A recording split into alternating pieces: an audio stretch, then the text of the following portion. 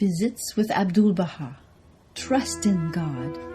For those who aspire to lasting change, his example guides the way. Corinne True was a woman who was destined to suffer great losses in her life, such as, sadly, the death of several children. And this story shows how Abdul-Baha helped her to understand and serve humanity despite her deep suffering.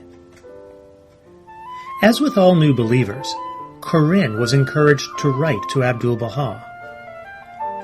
Several months passed before she received a tablet from him, sent from the Holy Land in October 1900.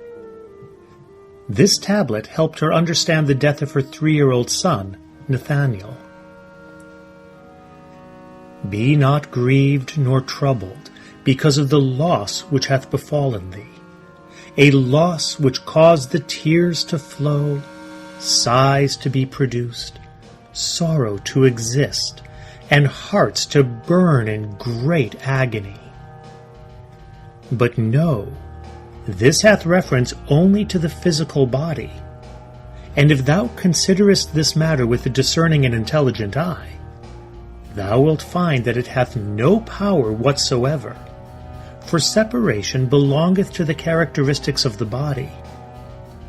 But concerning the spirit, know that thy pure Son shall be with thee in the kingdom of God, and thou shalt witness his smiling face, illumined brow, handsome spirit, and real happiness.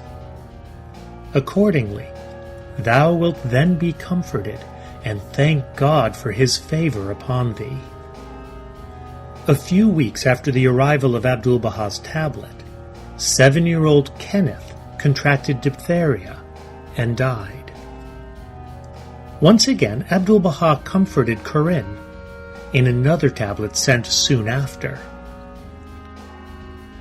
Be not grieved at the calamity which hath unexpectedly come upon thee, and for the misfortune which heavily weigheth upon thee.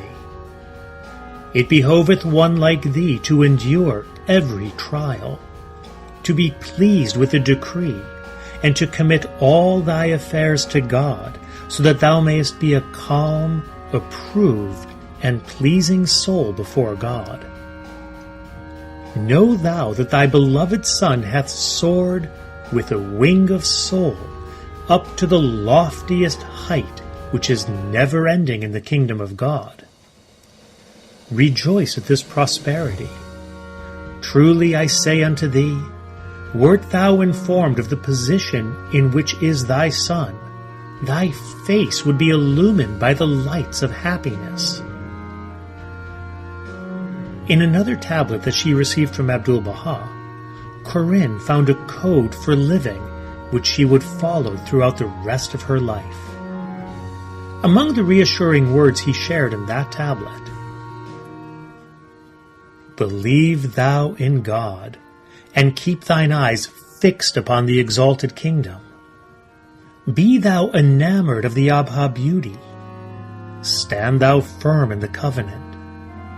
Yearn thou to ascend into the heaven of the universal light. Be thou severed from this world, and reborn through the sweet scents of holiness that blow from the realm of the All-Highest. Be thou a summoner to love, and be thou kind to all the human race. Love thou the children of men, and share in their sorrows. Be thou of those who foster peace. Offer thy friendship. Be worthy of trust. Be thou a balm to every sore. Be thou a medicine for every ill. Bind thou the souls together. Recite thou the verses of guidance. Be engaged in the worship of thy Lord, and rise up to lead the people aright. Loose thy tongue and teach, and let thy face be bright with the fire of God's love. Rest thou not for a moment, seek thou to draw no easeful breath. Thus mayest thou become a sign and symbol of God's love, and a banner of His grace. Corinne's faith was reinforced by Abdul-Baha's words, and she became calm, patient, and steadfast. Lights of Fortitude by Baron Harper. One day, a woman came to Abdul-Baha with her sorrows. As she told her story, Abdul-Baha tried to calm her and said, "Don't be sad now, don't be sad." The woman said, "My brother has been in prison for 3 years. He should not have been imprisoned because it was not his fault. He was weak and followed others. He will be in prison for 4 more years. My mother and father are full of sorrow all the time. My brother-in-law used to take care of us, but he has just died." The master could see the whole human story. Here was a family which was experiencing every form of misery. They were poor, they were weak, they were sad, disgraced, and without any hope whatsoever. Abdul-Baha said, "You must trust in God." "But," the woman cried, "the more I trust, the worse things become." "You have never trusted," said Abdul-Baha. "But my mother is reading the Bible all the time," she said. "She does not deserve that God should leave her so helpless. I read the Bible myself. I say the 91st Psalm and the 23rd Psalm every night before I go to bed. I pray too." Abdul-Baha looked at her lovingly and said, "To pray is not to read the Bible. To pray is to trust in God and accept His will. You must be patient and accept the will of God, then things will change for you. Put your family in God's hands. Trust in God and love His will. Strong ships are not conquered by the sea. They ride the waves. Now be a strong ship, not a battered one." Stories about Abdul-Baha, edited by Gloria Faizi. One evening, Abdul-Baha was walking with a few Baha'is in the bright city of London. They strolled along a street lined on both sides with glowing lamps that stretched as far as the eye could see. Those in the company of the beloved Master felt as though their hearts had been carried away to another world. "I am very much pleased with this scene," Abdul-Baha commented. "Light is good, most good.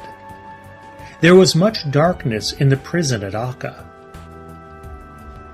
The small group of friends who loved Abdul-Baha were saddened at the memory of his confinement in the fortress city of Akka, where he had spent so many years as a prisoner alongside his father, Baha'u'llah.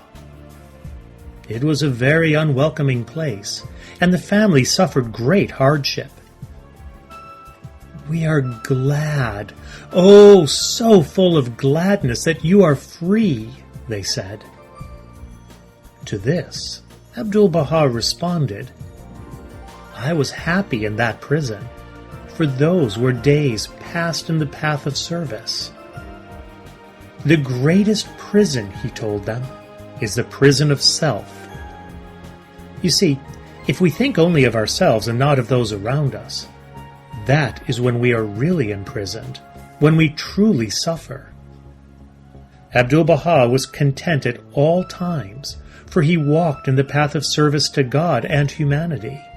And so, even during the darkest days as a prisoner in Akka, the light of his indomitable spirit shone forth, giving warmth and comfort to others.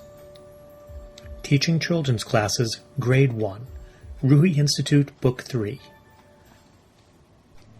The demands on Abdul-Baha's time were constant. The English Baha'is tried to organize the flow of those seeking interviews and instituted a system of official appointments. One day, a woman appeared at the door and asked if she could see Abdul-Baha. When asked if she had an appointment, she admitted that she had not and was promptly told, "I am sorry, but he is occupied now with most important people and cannot be disturbed." Sadly, the woman slowly turned away, but before she could reach the bottom of the steps, a messenger from Abdul-Baha rushed out and breathlessly said, "He wishes to see you, come back." From the house came the powerful voice of the master, "A heart has been hurt. Hasten, hasten, bring her to me." Abdul-Baha in Their Midst by Earl Redmond.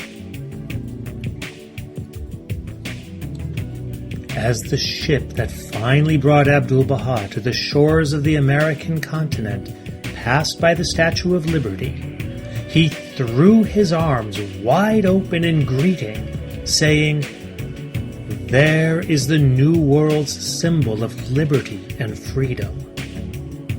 After being 40 years a prisoner, I can tell you that freedom is not a matter of place. It is a condition. Unless one accepts dire vicissitudes, he will not attain. When one is released from the prison of self, that is indeed a release. Abdul-Baha in Their Midst by Earl Redmond. A Prayer by Abdul-Baha. O my Lord, Thou knowest that the people are encircled with pain and calamities and are environed with hardships and trouble. Every trial doth attack man, and every dire adversity doth assail him like unto the assault of a serpent. There is no shelter and asylum for him except under the wing of Thy protection, preservation, guard, and custody. O Thou, the merciful one, O my Lord, make Thy protection my armor, Thy preservation my shield, humbleness before the door of Thy oneness my guard, and Thy custody and defense my fortress and my abode. Preserve me from the suggestions of self and desire, and guard me from every sickness, trial, difficulty, and ordeal. Verily, Thou art the protector, the guardian, the preserver, the sufficer, and verily Thou art the merciful of the most merciful.